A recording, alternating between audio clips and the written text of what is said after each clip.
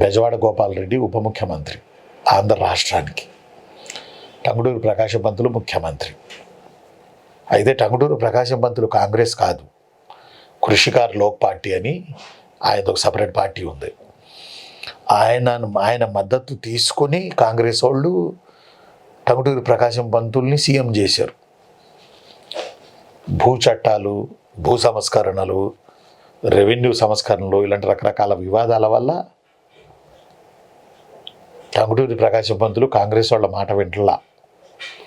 అందువల్ల ఏం చేశారంటే 1956 నవంబర్ 16 నుండి 1955 మార్చి 27 వరకు టంగుటూరి ప్రకాశం పంతులు ప్రభుత్వాన్ని పతనం చేసి రాష్ట్రపతి పాలన విధించారు.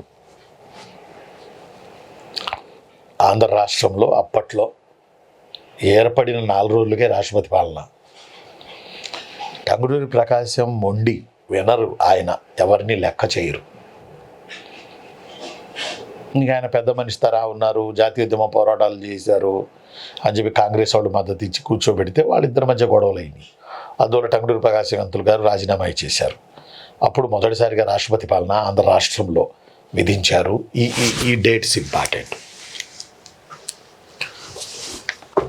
ఈ డేట్స్ మనకి important. 1954 November 16 to 1955 March 27 first రాష్ట్రపతి పాలన.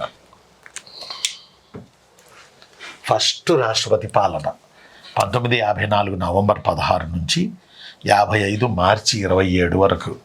1954 నవంబర్ 16 నుంచి 55 మార్చి 27 వరకు మొట్టమొదటి రాష్ట్రపతి పాలన విధించారు. ఆ తరువాత ఆంధ్ర రాష్ట్ర రెండో ముఖ్యమంత్రిగా బెజవాడ గోపాలరెడ్డి అయ్యారు.